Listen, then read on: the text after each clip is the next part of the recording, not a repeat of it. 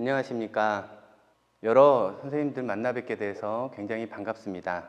저는 심혈관 예방학회 고혈압 특임의사를 맡은 고려대학교 구로병원의 나진호 교수입니다. 오늘 이렇게 여러 교수님들을 모시고 그 고혈압에 관해서 이렇게 저희가 말씀을 드리려고 하는데요. 우리 고혈압이 뭐 다 아시다시피 늘 보는 환자이지만 또 이렇게 뜯어보면 굉장히 새롭고 잘 모르고 그리고 꼭 알아야 되는 그런 내용들이 있습니다. 그래서 오늘 그런 내용을 중심으로 교수님들을 모시고 말씀을 드리도록 하겠습니다.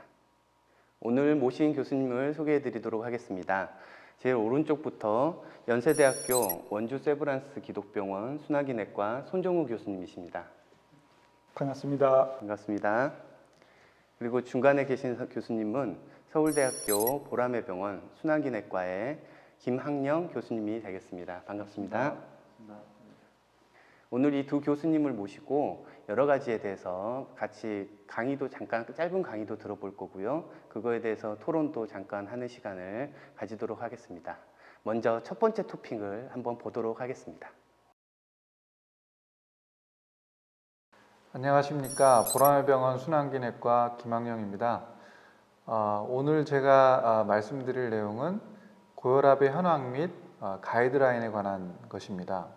고혈압이 우리 인류 사망에 공헌하는 1등 공신임이 잘 알려져 있습니다. 여러 가지 위험 인자들 중에서 이 하이 블러드 프레셔가 가장 중요한 위험 인자가 되겠습니다. 실제로 고혈압 관련해서 이런 시스톨릭 BP가 115 이상 그리고 다이아스톨릭 BP는 70mmHg 이상 될 때부터 혈압이 올라가면 올라갈수록 이런 카디오바스큘러 이벤트가 많이 생기는 것으로 되어 있습니다. 저희 고혈압학회에서 주관한 이 올해 국내 빅데이터 연구 결과를 보시면은요, 당뇨병 환자인데 역시 나이와 무관하게 혈압이 낮으면 낮을수록 카디오바스큘러 이벤트의 위험도가 낮아지고 혈압이 올라가면 올라갈수록 그 위험도는 계속 올라가는 것을 알 수 있습니다. 고혈압의 진단 기준을 이제 바꾼 계기가 된 가장 중요한 연구가 바로 이 스플린트 트라이얼입니다. 인터미디에이트 투 하이 리스크 환자를 대상으로 목표 혈압을 120, 시스톨릭 BP 120, 그리고 다른 한 군은 목표 혈압을 140mmHg로 했을 때 그 인텐시브 트리트먼트를 해서 목표 혈압을 120mmHg로 맞춘 군에서 이런 카디오바스큘러 이벤트가 훨씬 낮았습니다. 그 연구뿐만 아니라 그 전에도 이미 이런 혈압이 낮으면 낮을수록 환자의 예후가 좋다라는 결과들은 많이 있었고, 이런 메타 분석 결과를 종합을 해서 미국에서는 2017년도에 미국 심장학회에서는 이런 혈압의 기준이 낮으면 낮을수록 좋다라는 여러 가지 임상적인 근거를 바탕으로 고혈압의 진단 기준을 아예 바꿨습니다. 그래서 기존에 시스톨릭 BP는 140, 다이아스톨릭 BP는 90을 초과했을 때 우리가 고혈압 진단을 했었는데요. 2017년도 가이드라인에서는 고혈압의 진단 기준을 시스톨릭 BP가 130, 다이아스톨릭 BP는 80mmHg로 정하였습니다.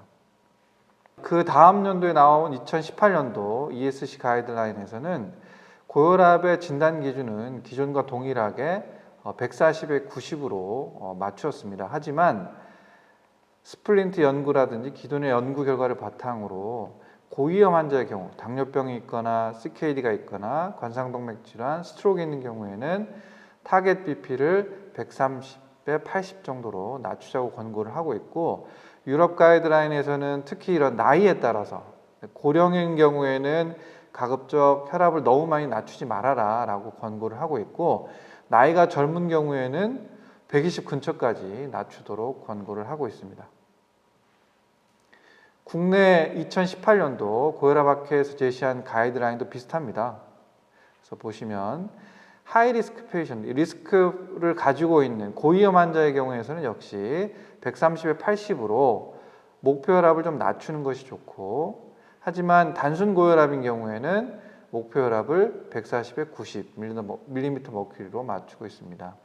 국내 고혈압 학회 가이드라인에서도 고혈압의 진단 기준은 기존과 동일하게 140에 90으로 제시를 하고 있습니다. 그래서 미국 가이드라인이 상당히 이제 파격적이긴 한데요. 거기서 고혈압의 진단 기준을 140에 90에서 130에 80으로 낮췄기 때문입니다. 하지만 우리나라 가이드라인과 유럽 가이드라인이 거의 일맥상통한 면이 있습니다. 진단 기준은 140에 90으로 하고 있습니다.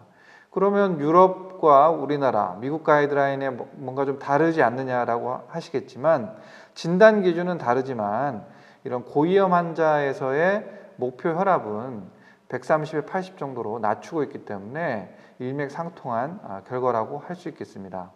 네, 교수님. 훌륭한 강의 잘 들었습니다. 이거를 조금 정리를 해보자면 2015년에 스플린트 트라이얼이 나오면서 우리가 혈압을 조금 더 120에 80 정도까지 인텐시브하게 치료를 하면 더 결과가 좋다라는 그런 데이터가 나오면서요.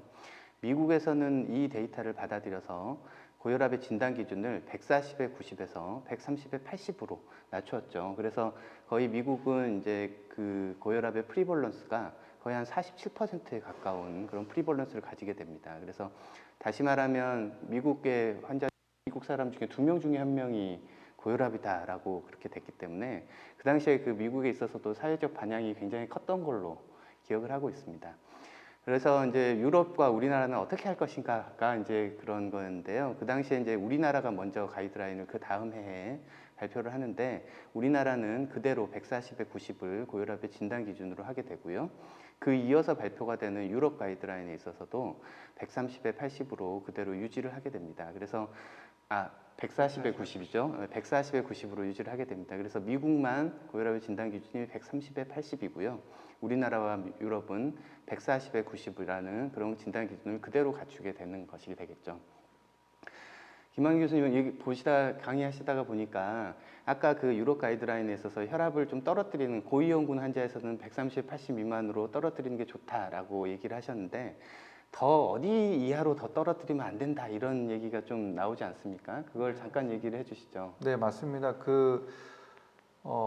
나이에 따라서 좀 다르긴 한데요. 노인 환자분들은 뭐 130, 80 정도가 적당하지만 젊은 사람인 경우에는 그래도 아무래도 톨러런스가 좋기 때문에 120 정도까지는 이제 낮춰볼 수 있지만 하지만 120 미만으로 낮추는 거는 조금 지양해야 된다라고 권고를 하고 있습니다. 아무래도 여러 가지 약을 인텐시브하게 쓰면서 생기는 뭐 부작용이라든지 뭐 저혈압 관련 문제가 되기 때문에 그런 것 같습니다.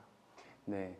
뭐 많은 선생님들이 혈압을 그러면 어디까지 떨어뜨려야 되느냐에 대한 그런 내용들을 굉장히 많이 궁금해 하셔서 말씀을 좀 드렸는데요.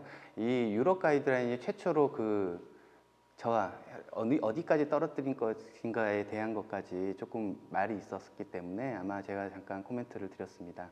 보통은 이제 140에 90이 기준이고 우리나라 같은 경우에 이제 고위험군 환자에서는 130에 80 이하로 유지하면 별 문제가 없겠다라고 생각이 됩니다. 그래서 지금 가이드라인에 이제 고혈압의 가이드라인이 어떻게 흘러가고 있는지를 잠깐 살펴봤습니다. 많은 도움이 되셨길 바랍니다. 그럼 여기서 일단 1부를 마치도록 하겠습니다. 감사합니다.